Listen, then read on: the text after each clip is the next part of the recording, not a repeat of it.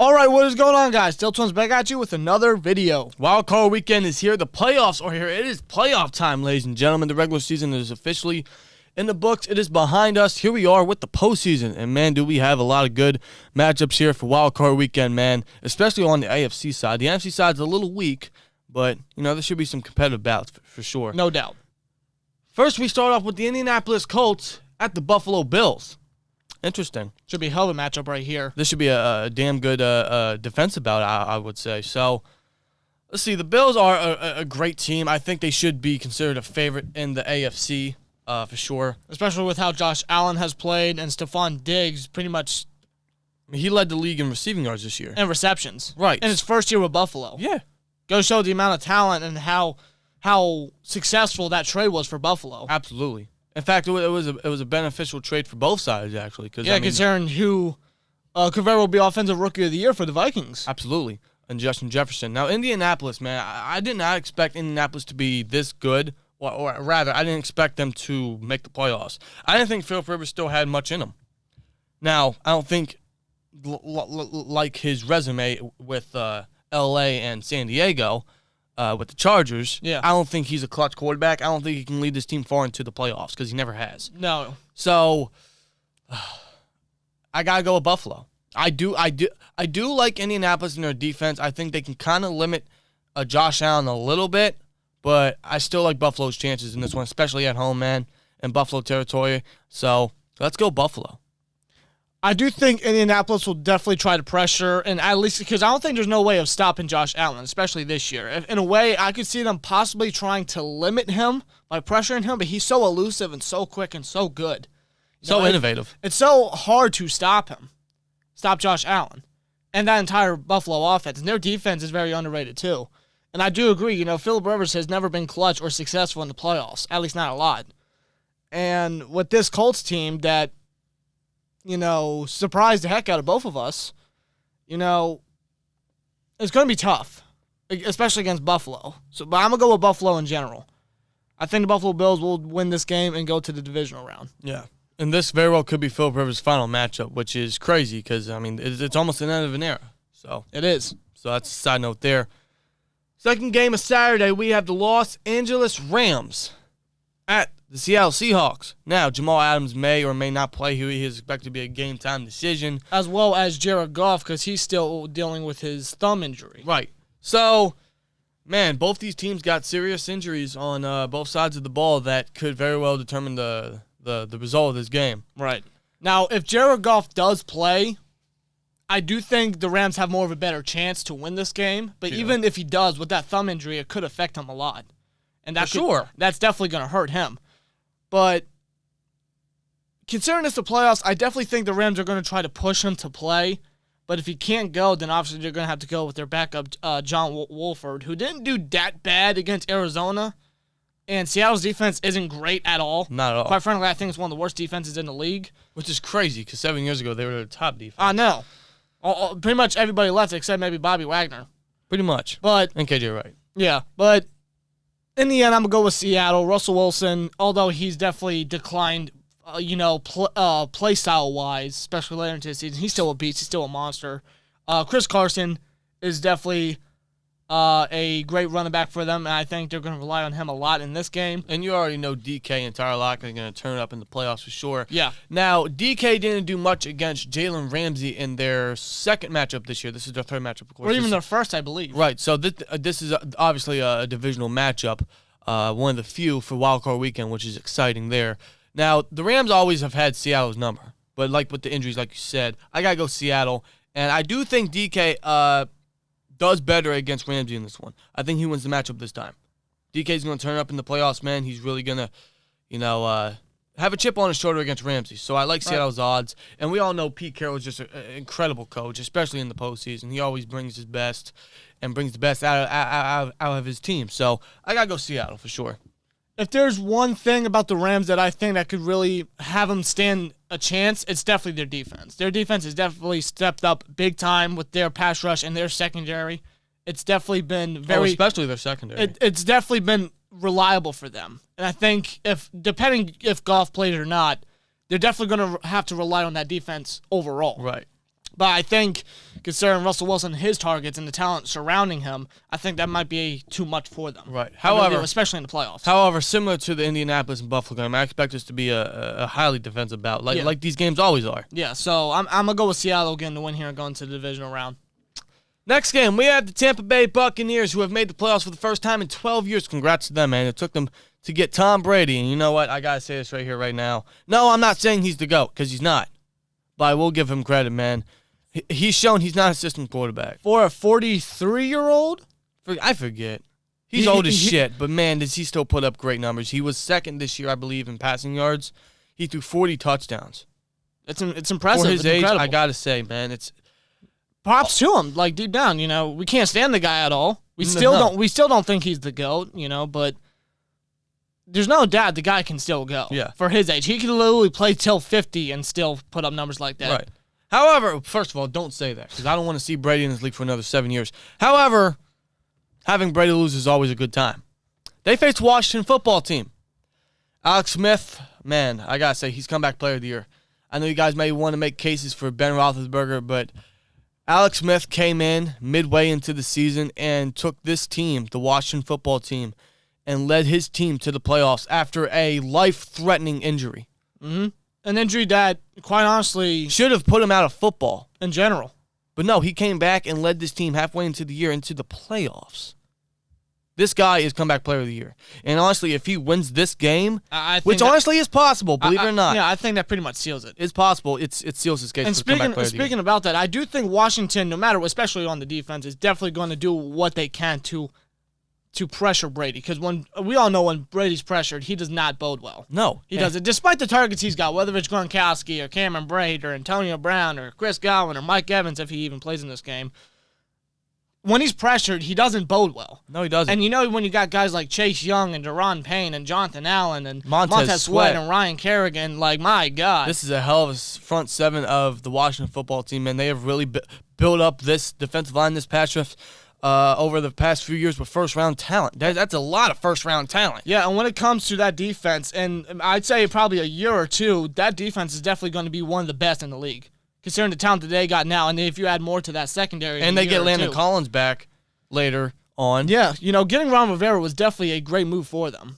People were questioning, is Ron Rivera even a good, addition to him, considering how he was with Carolina, especially in his last few years. But he's definitely turned that team around. He won them the freaking division. Now, granted, it's a terrible division, but who would have thought? The football team. Yeah. A team with no name. Win the division. That's 2020 for you. That really is. Now, I got to say, prediction for this game? Tampa Bay. If I'm going to be serious, I do think Washington will definitely do their damnest. They're going to do their best. But I think overall Tampa Bay is going to win, and they're going to head to the divisional round. I've been saying it for weeks, and this is hatred aside. Believe me, this is hatred aside. I've been saying it for weeks that Tampa Bay is going to go one and done in the playoffs. I still feel that way. Really?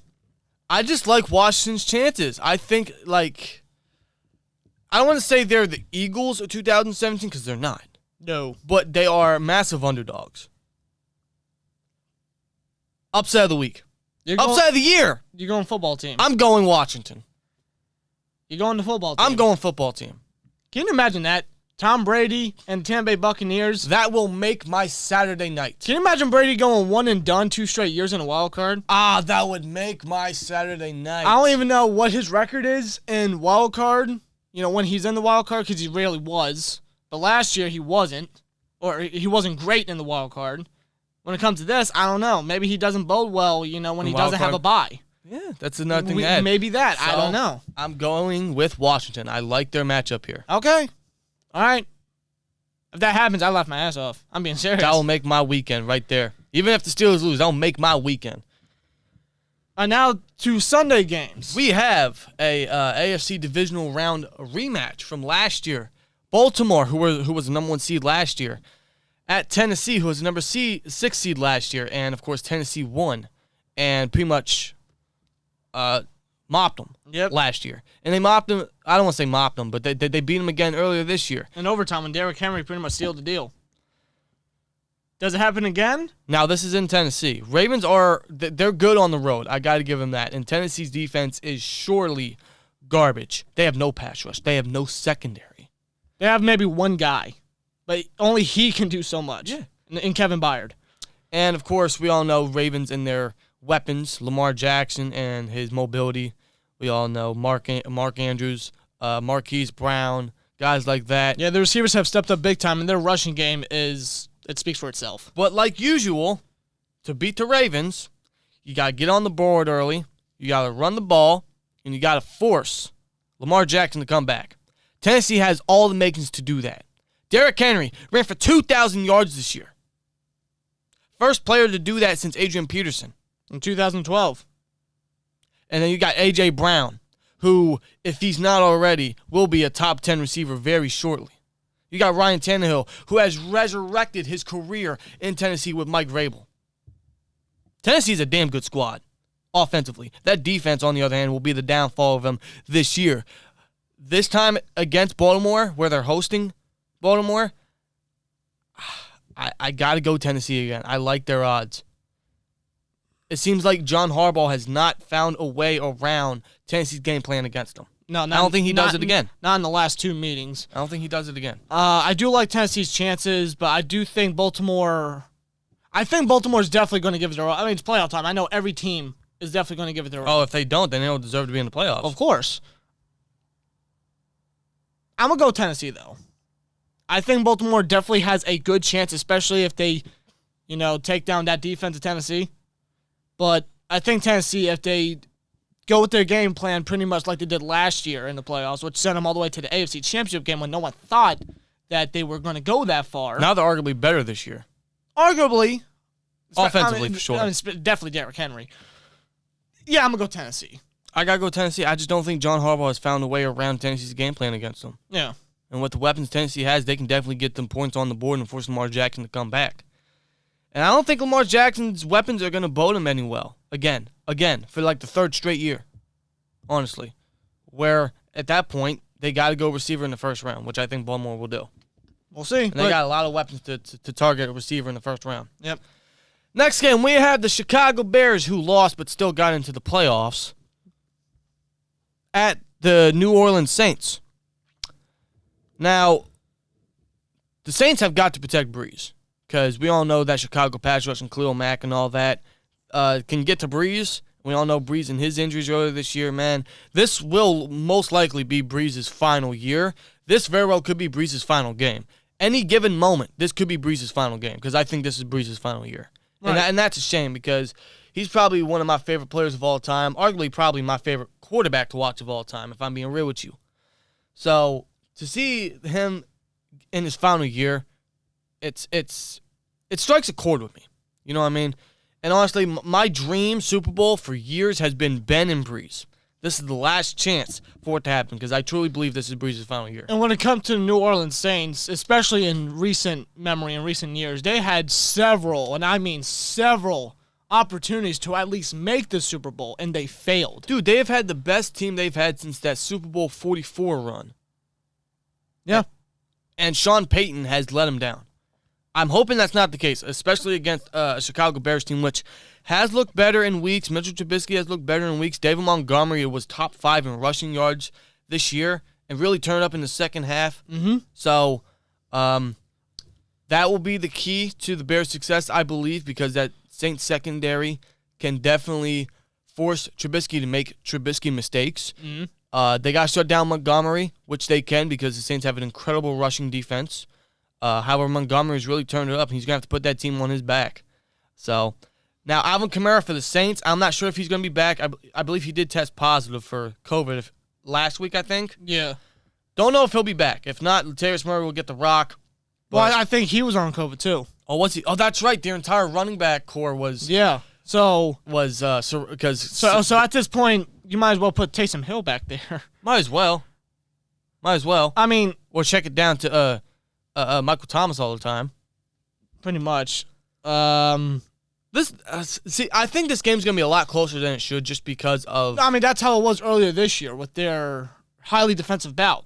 And I think this is going to be the same case. I think it's going to be highly defensive. Both defenses are very good, very underrated.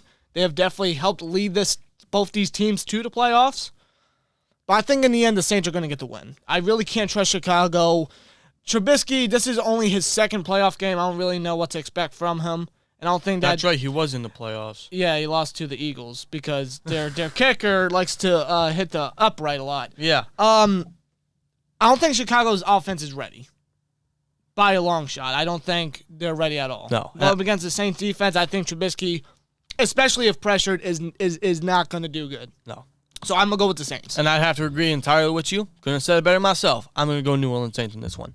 Now, to close out Wild Card Weekend, guys, we have AFC North battle, which is the perfect way to close Wild Card Weekend. We have the Cleveland Browns at the Pittsburgh Steelers. We all know the history with the Browns at Pittsburgh. It is not great. It is actually more lopsided towards Pittsburgh's part. They haven't beaten the Steelers since 2003 in Pittsburgh. Yep. That is horrible. And, of course, they will not have their head coach that took them to the playoffs for the first time in 17 years, in his first year, actually, and brought the best out of Baker Mayfield. So they will not have their head coach. They'll have their special teams coordinator at head coach this week, which is a massive loss. And with what Cleveland has to offer here, or what they're dealt with, I think it's going to hurt them. Well, first of all, their history in Pittsburgh alone hurts them. Their history against Ben alone in Pittsburgh hurts them. But the fact that they're going to be without their head coach, that's definitely going to be a huge blow, considering we all know what he has done with this Browns team, considering they were 6-10 last year, and you go into this year with some new and fresh pieces. They go 11-5, something that I'm sure a lot of fans did not think was going to happen. They were able to make the playoffs. Right. So losing Stefanski is definitely going to be a huge blow, but that doesn't mean that we're not going to underestimate them. They're definitely going to give it their all. Sure.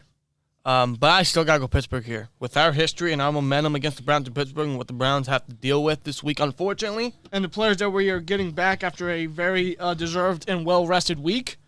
Yeah, I got to go Pittsburgh. I like the chances here. Yeah, I'm definitely confident. I know the Browns are definitely going to give it their all. They're going to be giving their